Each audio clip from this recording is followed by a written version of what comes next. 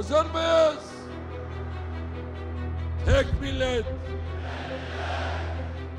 tek bayrak, tek vatan, tek devlet.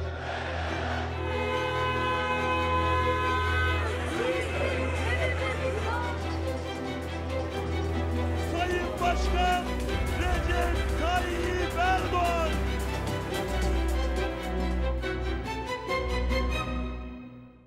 Recep Tayyip Erdogan is set to receive more powers as president in Turkey after winning 52.5% of the vote in Sunday's election.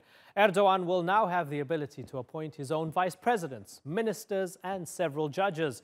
Many critics say Turkey is headed in the wrong direction regarding the economy, civil rights, and democratic checks and balances.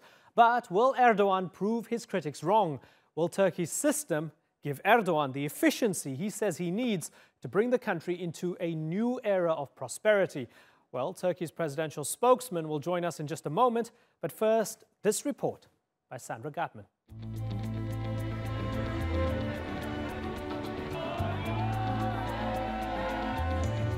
Another election victory for a man who's never lost. One that brings with it a new presidential system in Turkey. Seçimlerin gayri resmi sonuçları belli oldu. Buna göre milletimiz şahsımıza Cumhurbaşkanlığı vazifesini ve yürütme görevini tevdi etti. The presidential system is one of the greatest excitements for us. The Turkish state lost a lot of blood during coalition governments. We've developed and we are still developing. And we have a man like Erdogan behind us. They call him a dictator, but he's not a dictator. He's a world leader.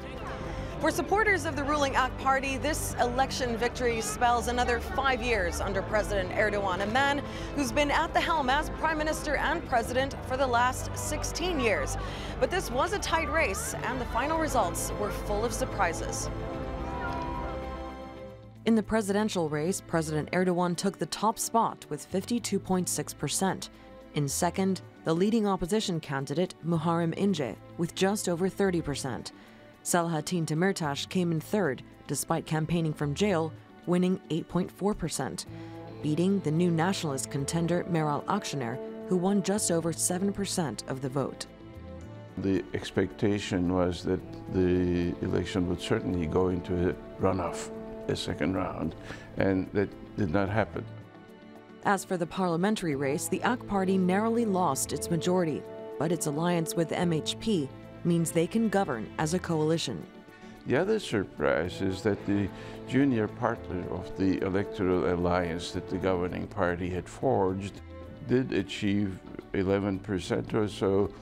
The good party, the E party, it had only been established 7 months ago, performed reasonably well in the parliamentary election. The big performer is actually the HDP, which successfully placed a high number of members in the parliament.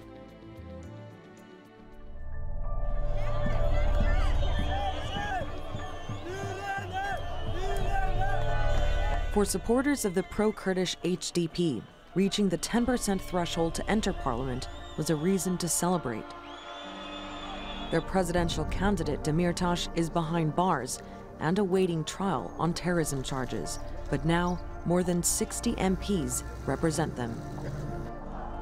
As for Turkey's opposition alliance parties, they hoped to capitalize on a struggling economy and concern about a state of emergency to challenge Erdogan, bringing in new faces and uniting an unlikely group of left, right, secular, and religious parties.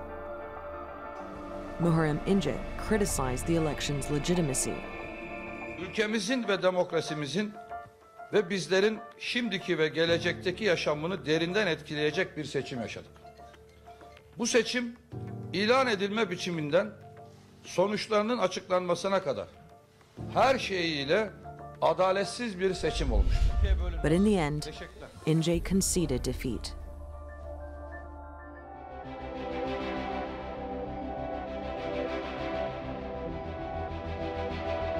With a turnout of 87%, This election surpassed Turkey's already high record, a display of vibrant democracy and perhaps a symptom, too, of Turkey's polarized electorate. In the mentality of the Turkish people, this election is very, very different because we've been through a very controversial referendum, and after that, many people voted no, many people voted yes. But Turkey is now moving forward, ushering in a new and unique presidential executive system that will be put to the test.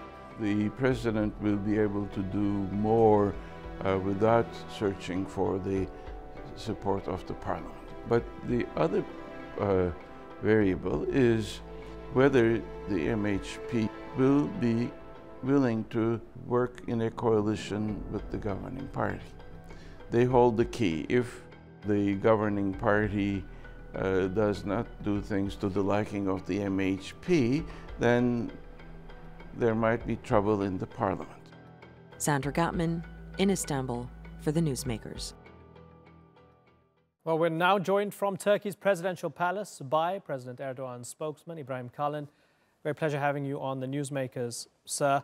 Congratulations, you've won the election, but we have the OSCE election observers saying the election was not held under fair conditions, the conditions for campaigning were not equal, and the state of emergency was used to further limit media freedom. Do you accept that, and does that take some of the shine off the election win for you? No, actually, we have a long-standing tradition of holding elections free and fair. The opposition candidates ran their own campaigns. They had their own programs, rallies, and of course, they were covered by different media outlets. But of course, President Erdogan has been a very dominant political figure in our recent history. And unfortunately, our opposition has this habit of blaming President Erdogan for winning every election to justify their own failures. Right. Viktor Orban, Ilham Aliyev, Vladimir Putin, Hassan Rouhani, Hamas, and so forth, all rushed to congratulate President Erdogan on his victory. Congratulations were slow coming from the West. Does that annoy you? Well, no, actually, they're coming in today. Chancellor Merkel has called or is about to call today. Prime Minister May and many other world leaders are calling in. I think the Prime Minister of Greece and Bulgaria and others either have called or are about to call. So, I mean, it's a matter of scheduling issues, etc. But I think to give the impression that only those countries' leaders are calling President Erdogan, that will be against diplomatic rules anyway. But I know the message behind this question has been circulated around. That is that Turkey is moving away from the West, and this election, gives Erdogan another victory to take Turkey further away from the West, etc. We've heard this argument many, many times. In this world of growing interdependencies, we do not see foreign policy as a zero-sum game. We have to invest in other parts of the world. That is required by our national security. We are a NATO member. We are a candidate country for the European Union. We've been part of the Western Alliance, but that does not prevent us from having serious engagements in North Africa, in Africa itself, in Asia, in the Balkans, or in Latin America. We see foreign policy as a 360-degree engagement. Will one of the first acts of this executive presidency be to lift the state of emergency? Yes, in fact, it's been on our president's agenda. He said this during the election campaign. I think the expiration date for the current state of emergency is somewhere in the second week of July. So when the time is up, it will be considered. And of course, we needed a state of emergency to deal with the post-coup situation in Turkey. Unfortunately, some of our friends and neighbors may not have understood the seriousness of the coup and the other security challenges that we face from the PKK, from Daesh or ISIS. They've come rather slowly to its understanding, but now we had to deal, obviously, with this urgent security questions.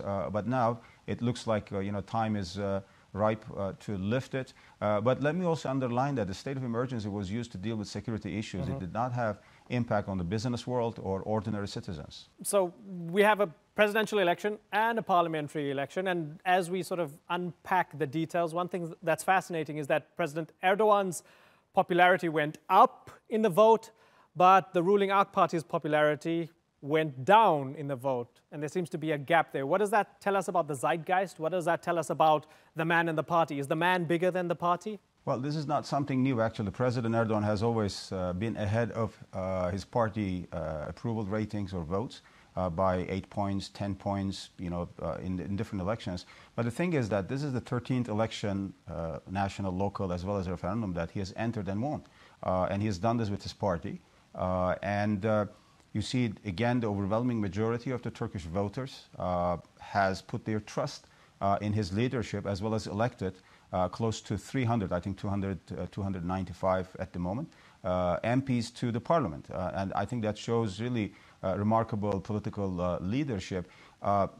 Given the fact that he's been at the helmet of Turkish politics for the last 16 years and is still leading his closest competitor by about 20 points. I think this in itself is a huge success, and I don't think you can really point to any other living political leader who can make a similar claim. So both he himself and the party has a large appeal. And if you look at his support base, it comes from every segment of Turkish society: urban, rural, young, elderly, mid-income, low income, Kurdish, Turkish, Muslim, non-Muslim, etc. No other leader or political party has been able to garner this kind of a very diverse support base in our recent history. So I think there are lessons, obviously, to be drawn from the relatively low numbers that the AKP has received, and he has acknowledged this last night in his speech at the balcony, and he said he will draw the necessary lessons from that. Right. Now, the day after a free and fair democratic election in which President Erdogan gets 52.5%, AKP does really well in parliament along with its allies, the MHP. Bloomberg headline today that I found: Erdogan triumph takes Turkey into the era of one-man rule. When you read that or you hear that, how do you feel? Well, there has been a lot of misinformation about Turkey's elections. Unfortunately, some in the Western media have repeatedly failed to understand the social and political dynamics in Turkey. As a result, they have failed in predicting the election outcomes. They've said, at least in the last 10 years or so, that Erdogan is about to lose, his competitors are this time really strong, he will be ousted, etc. They turn out to be wrong, and this is not any different. And that tells you something about their journalistic credentials and standards, really. If you keep failing at the same thing over and over again, I mean, if you were a meteorologist and you predict the weather, and every single time you fail to predict, there will be consequences. You will probably lose your job or something. But unfortunately, when it comes to the Western media coverage of Turkey, the coverage is selective, is sometimes twisted, it's sometimes based on faulty information. I think, giving all that, and some, to be honest with you, act as a political activist rather than as journalists. And of course, I respect serious journalists. I exclude them from this. But overall, you see the results. And the Turkish voters have voted for the new system, and they have continued their trust in President Erdogan's leadership. And if you call the new system one-man rule, etc., then you're not really paying attention to the details of the new system. It's a presidential system where the separation of powers, in fact, is spelled out more clearly than the parliamentary system. There is a checks and balances system. The president cannot decree any laws that will contradict what the parliament will legislate. And they can annul each other, go to the elections, but there will be some conditions and consequences to do that. The president can call for early elections, but that means that he will have to go to elections himself, and vice versa. Parliament has the power to call for early elections, that is, to remove the president from his post, but then the parliament will have to go to the elections. So that forces actually both the president and the parliament to work together, and if they disagree and the disagreement comes to a crisis point, then they go back to the ballot box and they will be responding to the people. So that's a political risk, but I think it's a democratic checks and balances system. If you look at the judiciary, for example, who's going to appoint the key members of the judiciary? It's divided between the president's office, the parliament, as well as the judicial body.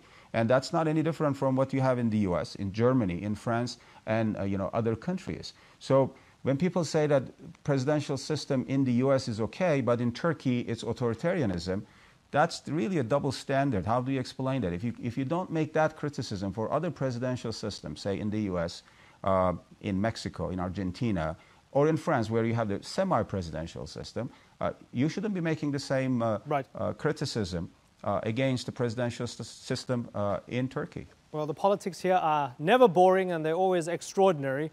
And I want to thank you, Ibrahim Kalin, for taking the time to talk to us here on the Newsmakers.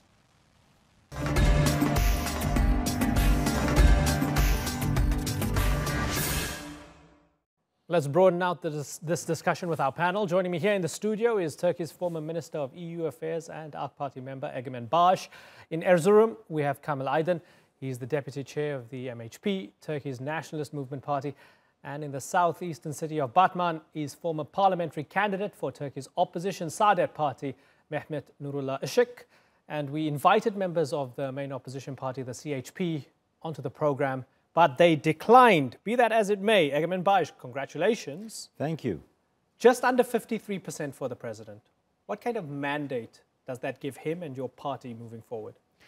After 16 years in government, having to deal with so many domestic and international challenges, Turkish people gave President Erdogan a very strong mandate. Most of his opponents thought he would lose in the first round and it would lead to a second round where he would no longer be able to govern. But he showed that there was overwhelming confidence. There are more than 11 million votes difference between him and the closest opponent that challenged him.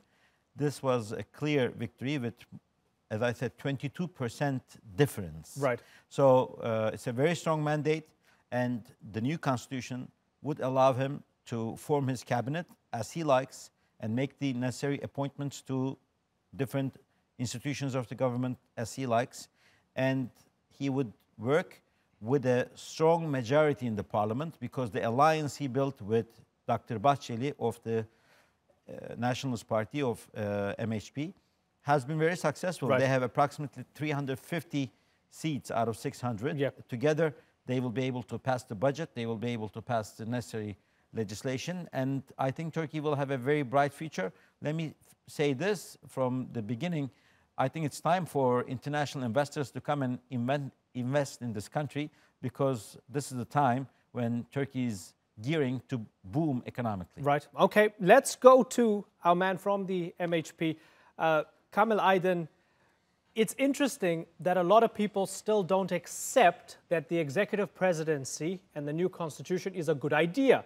Muharrem İnce didn't want it, and he said if he was going to win, he was going to reverse it and go back to the old system. I want you to have a little listen to what Muharrem İnce had to say about checks and balances, and then I want to get your opinion on that after that. Have a listen. Başta söyleyeceğimiz The new regime that takes effect from today onwards is a major danger for Turkey. A single party or a single person becoming the state and at the same time the executive, legislative and the judiciary is a problem of existence in itself and will continue to be a major danger for Turkey. So, Mr. Aydın, we have Muharrem İnce conceding defeat, saying, okay, there weren't major problems with the election. I accept defeat, but we're sliding towards one-man rule. Your response to him is what? Yeah, I think this is very typical of CHP, you know. I mean, because as the main opposition party, they have always insisted on doing, you know, just the other way around, what the government says or what the government does. But to be honest with you, you know, when we try to analyze the political adventure of the young Turkish Republic, you know, we can talk about the three phases. The first phase is the establishment phase. Then the second phase is the parliamentary system. But after the thwarted coup attempt on the July the 15th, everything, you know, turned upside down. And then we decided to have a very strong new system because we could not compete with the previous parliamentary system. That's why two parties come together and they organize a kind of people's alliance. And they said, yes, we need a very stronger one. Presidential system, and as we already, you know, name it as the star and the crescent. Star is the president, you know, who has the responsibility of organizing the government, and the crescent is the parliamentary support behind it.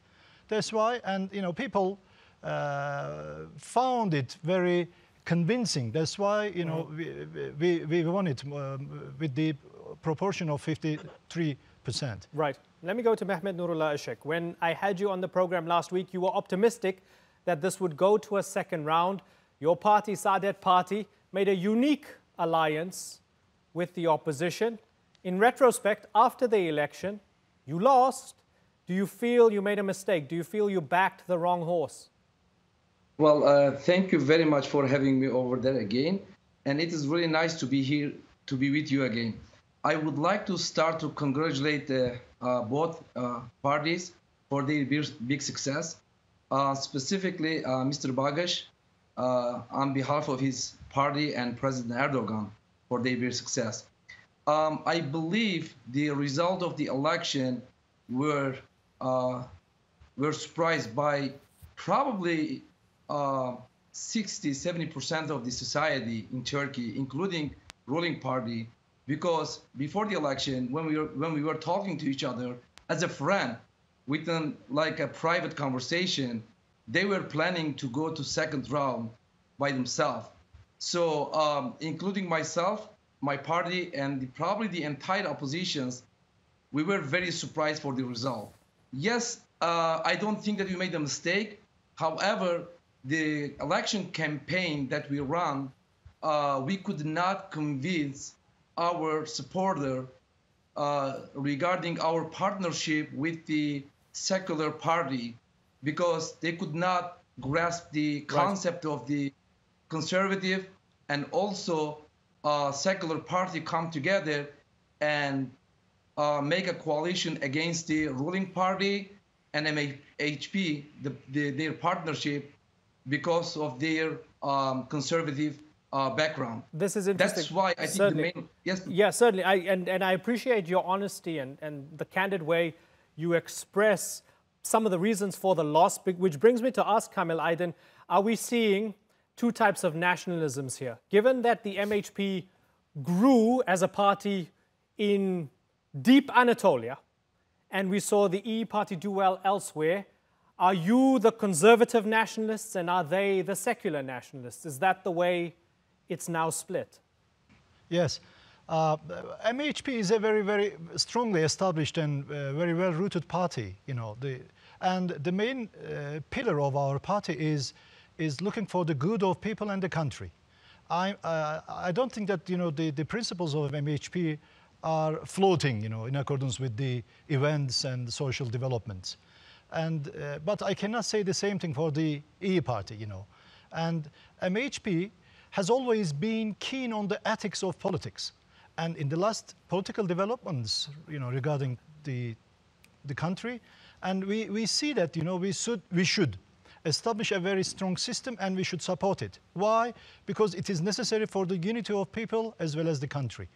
That's why our sense of, you know, nationalism, our sense of conservatism is nothing to do with the politics.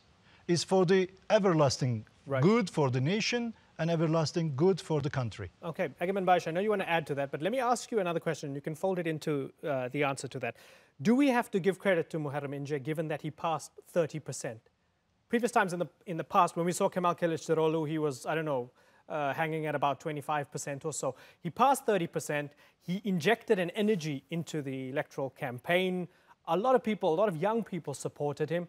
Do we have to give credit where it's due that this guy isn't going to go away anytime soon and he's added something positive to Turkish democracy? Well, Mr. İnce does deserve credit for doing better than his party. He did 8% better than his political party, and he did better than any other CHP candidate in the last 41 years. He is the first after 1977 to increase the votes of CHP to over 30%. Right. So he does get the credit, and I'm sure CHP base realizes that, but it's up to the people of CHP to decide who's going to lead them from now on. But it's evident that Mr. Kılıçdaroğlu was not as popular as Mr. İnce. However, in response to the question you asked, Mr. Ishak, I want to say that Saadet Partisi, I think, was trapped. If they had joined the People's Alliance, along with MHP and the other organizations that chose to support Erdogan, they would have done much better because they would have a better chemistry with the parties coming from the right of the political spectrum. They chose to side with a party that abused them, that insulted them, that saw them as outsiders for decades, and they thought they could do something. The reason I'm saying they were trapped, in reality, we see the Kurdish party, HDP's vote, to be around 8% for their presidential candidate. But for the parliamentary vote, they received around 11.3%, right, which shows that they received support from somewhere else. And we know that CHP told many of their followers, 1 out of every 3 votes in specific cities should be casted for HDP. In the meantime, CHP also worked along with E-Party by sending 15 of their parliamentarians to E-Party so that they would qualify to run as a new party in the elections, and then pull them back and then show them as candidates. Right. So Mr. Kılıçdaroğlu has carried 2 parties into the parliament. One is the PKK-supported HDP, the other one is FETÖ-supported E-Party. And instead of supporting their allies, do we know Saadet, that FETÖ-supported? E-Party could not distinguish themselves from FETÖ. When Ms. Akşener was asked, her response was, if I was a member of FETÖ, I would be proud of it. And that kind of a response did not really convince people that she is not with them. I'm not saying she is with them, right, but that... Because it's a big claim. That's a big shadow over E-Party, and we know that members of FETÖ, Gülenists, have publicly endorsed candidates in small cities. I'm sure Mr. Aydın can also agree to that. And I'm sorry for interrupting you, and we're going to hear more from you a little bit later on. I just want to get 2 final responses from the other 2 gentlemen. So, Mehmet Nurullah Ishak, is it time for Saadet to go back to its original alliances, to where it's more at home? I would like to remind Mr. Bagash that the election is over and he can stop use polarization as an election, as a main strategy of election campaign. Yes, as Mr. Bagash mentioned, the chemistry between Saadet and between AKP will be much better. However, the condition that the AKP were offering Saadet Party was totally unfair. The AKP was not seeking to a partnership with the Saadet Party. They were seeking to Saadet Party, close the party and participate them and be out of the Turkish political life. That was not fair, and that's why Saadet Party refused to be part of that coalition. Okay, and it's going to be interesting times for Saadet to see where they go. I want to get a final response from Kamil Aydın. Mr. Aydın, what's the top priority? There's a new mandate for President Erdogan, the AKP and the MHP, in which you are part of an alliance. What's the first thing that needs to be done by this new government? Yes, I think as far as MHP is concerned, we have given our priorities to the country and the people first.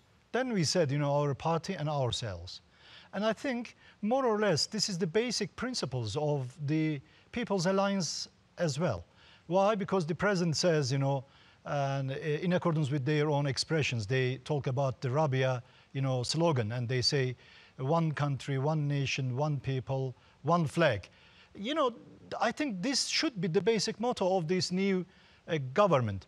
And if we try to focus on this, the priority, you know, I think we are going to get rid of all the problems in the future. Otherwise, honestly, we have already started to, you know, to struggle heavily against any kind of terrorism inside as well as outside the country. Why? In order to secure ourselves. Because if, you know, we cannot talk about security, we cannot talk about welfare. So within these 2 things, I think the priority is given to security. If we are secure at home and in the world, I think Turkey is going to face a very good future. Okay, well, the Turkish people have decided. It remains to be seen how this government takes that mandate and puts it into practice. We're going to broaden this out into foreign policy in a few moments, but for the moment, I have to thank you, Kamil Aydın and Mehmet Nurullah Ishak. Thank you very much for joining us here on the Newsmakers. Egman Bash, stay where you are.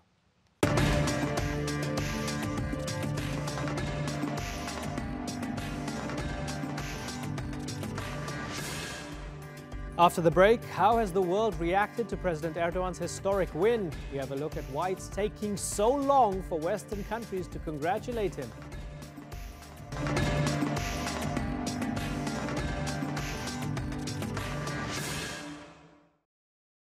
The outcome of Turkey's historic vote has not been warmly received by the West. Erdogan's re-election is seen by many in Europe as the country taking a step away from NATO and the EU. Meanwhile, critics of Turkey's first executive president are concerned with what they call a crackdown against lawyers, judges, civil servants and journalists since a failed coup 2 years ago. So, has Recep Tayyip Erdogan earned the moniker of strongman? Or is this another case of the West calling sour grapes when democracy doesn't quite pick the candidate it supports? With more on this, here's Haider Abbasi.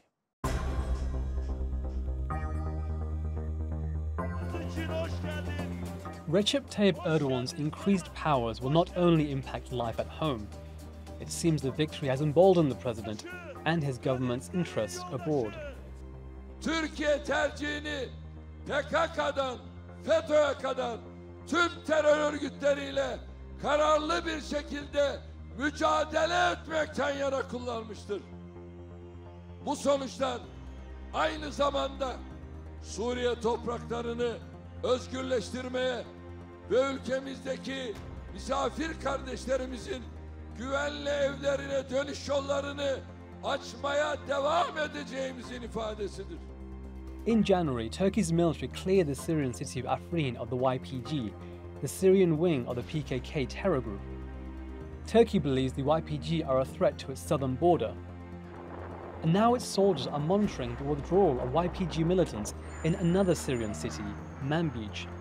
The campaign against the PKK is likely to go beyond Syria. Currently, Turkey has troops within Syria, and right before the elections were held, there were attacks against the PKK headquarters in Kandil Mountains in northern Iraq. I suspect that this will continue. Turkey's involvement in Syria also reveals differences with its allies in Europe. Along with Russia and Iran, it organized separate peace talks on the Syrian conflict in Kazakhstan's capital, Astana.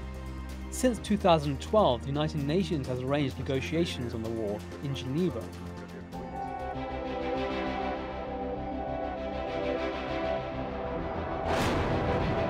The European Union has been critical of Turkey's response to the failed coup of July 2016. The bloc says civil and political rights in Turkey have eroded because of a state of emergency in place now for nearly 2 years. But with greater powers to the president's office, some analysts say relations with the West aren't likely to improve. The issues are both long-term issues of how Europe can integrate Turkey, and that's become a more and more difficult conversation. And on the other hand, the forces inside Turkey that have driven the society towards the deterioration of the rule of law and the sort of democracy inside Turkey, these are things that are just going to keep Turkey outside of Europe. Germany and Austria have both said Turkey should not be a member of the European Union. And Turkey's relations with the United States don't seem to be much better. Ankara's purchase of a Russian missile defense system has concerned Washington. The S-400 system isn't compatible with NATO's defenses. And then there's Turkey's demand that the US hand over the cleric and businessman Fethullah Gulen, who lives in Pennsylvania. Turkey blames him for being behind the failed coup. The US has denied repeated requests for Gulen's extradition, citing a need for evidence of his involvement in the attempted coup. But with this election over, could repaired relations be on the horizon? Or will Erdogan's victory only move Turkey further away from Europe and the United States? Haider Abbasi, The Newsmakers. Let's bring in our guest now. Still with us is Turkey's former Minister of EU Affairs and member of the ruling AK Party, Egemen Bash. Along with him is Burcu Daragahi, a journalist specializing in Middle East affairs. In Chapel Hill, North Carolina, we have former U.S. Ambassador to Turkey, Robert Pearson. In New York, former U.S. diplomat Peter Galbraith. And finally in Moscow, former Russian diplomat Vyacheslav Matusov. Gentlemen, thanks for joining us. Now, I want to ask you all the same question to begin with so we know where everybody stands. Let me start with you, Peter Galbraith. What do your instincts tell you after President Erdogan has been re-elected and elected as Turkey's first executive president? Is that going to change Turkey's foreign policy at all? It might. Now he has a mandate. I think it's possible that he could, and certainly I would hope that he would resume the peace process with the Turkish Kurds. He has he doesn't need to play so many of the nationalist cards that he had played. So there's an opportunity for him to do something different. I wouldn't bet on it, but I think it's possible. Okay, interesting. I'm gonna get a response from Egemen Bayish about playing the nationalist cards, but before that, let me go to Robert Pearson. Robert Pearson, is Turkey's foreign policy going to change after the election? We don't know yet. The election wasn't really focused on foreign policy issues, and so now all of those issues, the European Union, Russia, Iran, Iraq, Syria, the United States are still on the table, and so we'll see what the new government has to say about those and how the parties respond. Vyacheslav Matusov, Turkey has a good relationship with Russia right now. Do you expect any of that to be any different? I think that Mr. Putin is happy and satisfied and happy with this election because Russian-Turkish relations pass through different periods. It's the worst when it was jet fighter was set down, and after that it is collaboration, coordination of foreign policy steps in Syria and achieving good results. I think it is a good experience, and Mr. Putin is satisfied the results of this election because it is very good for future Russian-Turkish relationship. Okay, so Burcu Dargahi, let me ask the question in a slightly different way. President Erdogan has lost, I guess, a little bit of ground in some senses in the fact that there was an anxiety before the election, right? But did he lose enough for him to change anything in terms of foreign policy? I don't think that he is going to change foreign policy because by and large, almost all of his foreign policy shifts were rooted in pragmatism and opportunity rather than ideology, with one exception. I think that one thing that could very well change, everything else I think will stay the same. Russia, Iran, tensions with the US will continue just because their interests are not aligned. With one exception, possibly Syria. I think you could see more ambitious moves on the part of the Turkish government vis-a-vis Syria, because now this issue, one of the guests said that foreign policy was not a domestic issue in this election, except for Syria. I think that was an important issue. And I think that could, you could see Erdogan being willing to take more risks in terms of Syria. Okay, so let's ask the man who's in government, is that something that's going to happen? Foreign policy staying largely the same, but maybe a bit more bold, a bit more aggressive in Syria? Well, Turkey's foreign policy will be partially determined by the foreigners on how they will treat us. They cannot expect to be our allies and work against our interests, and our neighbors have to understand Turkey's sensitivities. Turkey's foreign policy is shaped with the perceptions of the public. Turkey is a democracy, as we saw yesterday. And in democracies, public opinion does matter. You cannot go against your public policy. You cannot act against the expectations of your own people. So Turkey is an indispensable part of the European and Euro-Atlantic institutions. We are trying to become a member of European Union, but we're also very close with Russia. They are our third biggest trading partner. We have more than $23 billion worth of trade with them last year. But at the moment, okay, sorry to interrupt you, Turkey, but let me... Turkey is the most eastern part of the West and the most western part of the East, as I always repeat. Right, so allow me to interrupt you. Have to be based on our own interests. You want the balance. Well, hold on. You want the balance. But at the moment, in the immediate aftermath of the election, the only people calling up to congratulate were the people from the East. So we have Rouhani and Aliyev and Hamas and so forth, the Western leaders, they were still trying to figure it out. I mean, we received calls today from Bulgaria, from Greece, from Brussels. They started calling, and because of time difference, while we're recording this, maybe President Trump was not available to call him, but I'm sure he will call within a few hours. That's only normal because he won with a landslide victory. I'm talking about President Erdogan. But what I'm saying is, the meeting between the Secretary of State Pompeo and Foreign Minister Çavuşoğlu on June the 3rd and the 4th was very successful regarding Münbiç. If they keep their promises, Turkey will also keep her promises towards our alliance. At the same time, President Putin and President Erdogan enjoy a very fruitful relationship, which is important for our economic interests. Can I bring in some of the others? I want Peter Galbraith to clarify exactly what he meant when he said Erdogan won't have to play the nationalist cards, because then I can get a response. What did you mean by that? Do you mean the domestic alliance with the MHP or something else? Well, yes, domestic politics. Obviously, what was it? Several years ago, his party lost the parliamentary majority. After that, he broke off the peace negotiations with the PKK. And that turned out to be an electorally good thing to have done, because in the next elections, he won a majority again, and that paved the way for the revision of the Constitution and to his electoral victory now. Nonetheless, for the future it wasn't of Turkey, the parliamentary distribution that caused us to cut off the relations. Right after that election that he mentions, the PKK started attacking every city in Turkey: Antep, Maraş, Elazığ, Istanbul, Ankara. And they raised the level of terrorism so much that the government had to govern and go after the terrorists. It was not a political decision, it was a defense. We could have a lengthy discussion of who was responsible for what and who broke it off. But it began in a very small way, with a kind of confused incident that the government then played on. The PKK responded unwisely. The thing escalated.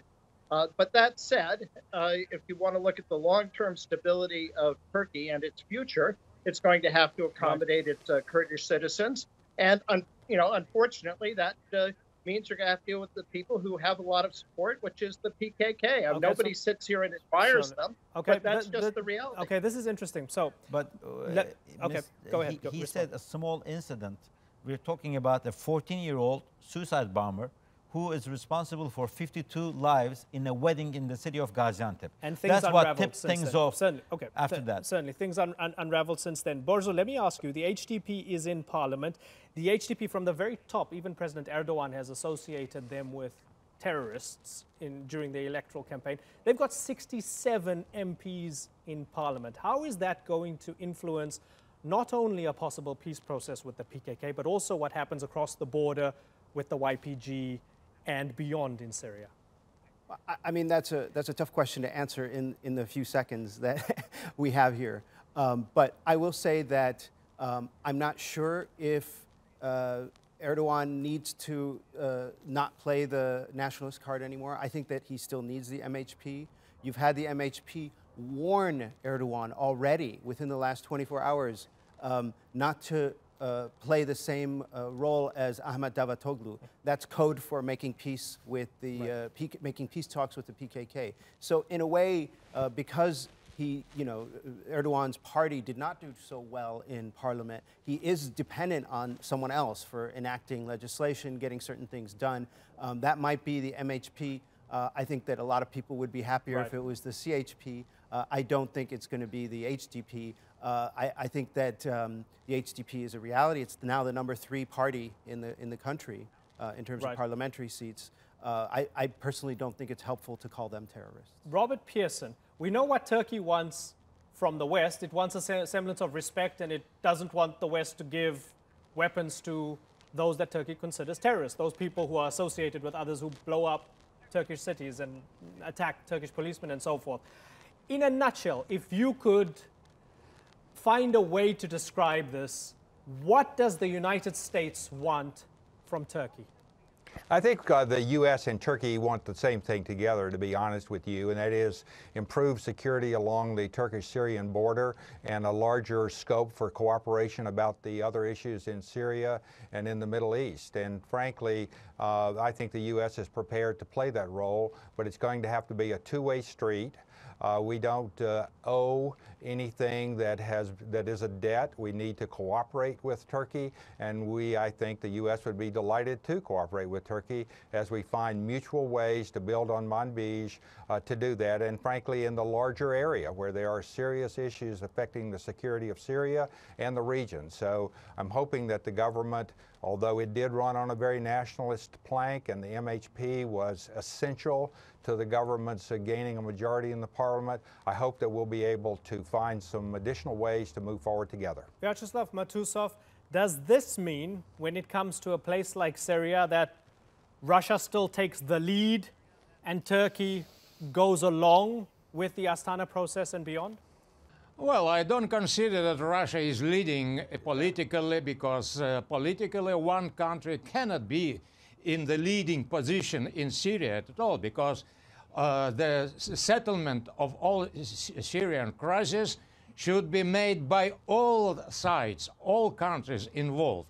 I think that Russian, Turkish, Iranian efforts proved this very clearly for all.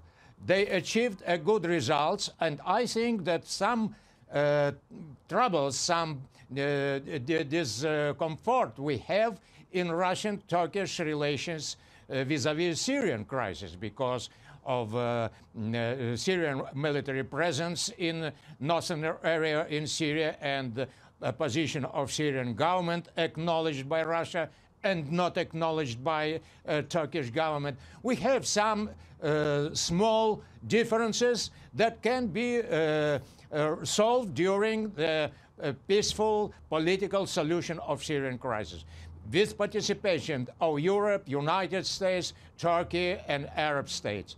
I think that everything can be settled in the principles of international law, respecting Syrian independence and self-determination, and I think in this point we should work closely with Turkey. Right. But bilateral relations between Russia and Turkey are very satisfactory. I think that it will be playing a growing role in political relations in Middle East, Turkey in the Middle East affairs. I think that we have a very good prospects. Peter Galbraith, who needs whom more, the West or Turkey? I suppose both need each other, but at this stage they have some very significant differences, particularly over Syria, perhaps also over Iraq and Iran, with the current administration. That said, I think it's possible that Trump and Erdogan have, I think, a good relationship. They're like-minded figures in some ways. And I think Trump is eager to pull U.S. troops out of Syria, which would in effect mean abandoning the Syrian Kurds, which is exactly what Erdogan wants. Is Erdogan abandoning Syria's Kurds, Egemen Bash?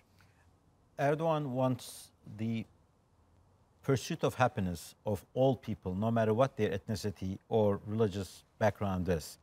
He doesn't want anyone to suffer or violate the others. So in Syria, we believe in Syrians ruling their own territory, not a bloody dictator like Assad, who kills people left and right, who bombs his own cities, and who kills so many civilians.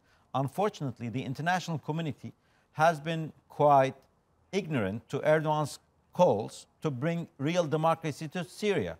If Syrian people could have established their own democracies, their own political parties, and if they could govern themselves, we would not have to house 3.5 million Syrians. Now that we are in Afrin and we cleared the area of the terrorists, Syrian people from Afrin have started moving back. Now that we have agreed with our allies in Washington to cooperate on Manbij area, once Manbij is cleared of the terrorists, be it PKK or Daesh or Al-Qaeda or whoever, once the area is cleansed, people of Manbij region will go back to their own land and start producing and living and establishing their own lives. Hold on for a second, Egemen Bash. Let me get a response from Peter Galbraith, because we are running out of time, so I want everybody to have a pop. Peter Galbraith?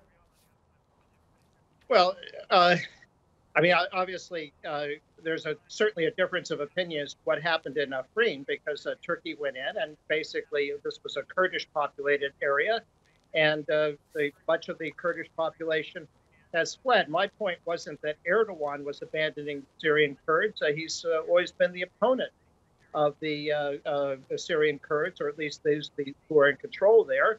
It is that they were the United States ally against the Islamic State.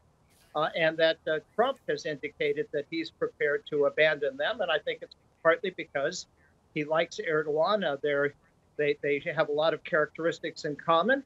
And so I think that's one of the changes that may occur more broadly for Syria, like it or not. And I think most people don't. But the reality is that the Assad government has prevailed in the civil war.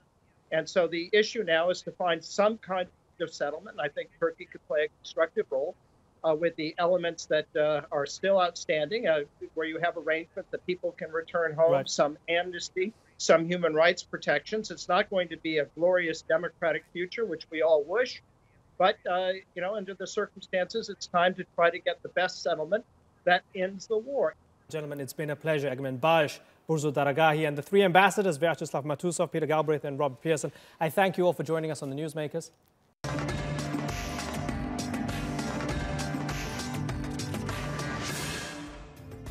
And that's all for this special election edition of the Newsmakers with me, Imran Garda. You can check out more of our stories on YouTube, Facebook, and Twitter. Remember to like, follow, and subscribe. Next time, as the US withdraws from the UN Human Rights Council, we ask if the United Nations is failing to do its job. Until then, we leave you with the sights and sounds of Turkey's historic election.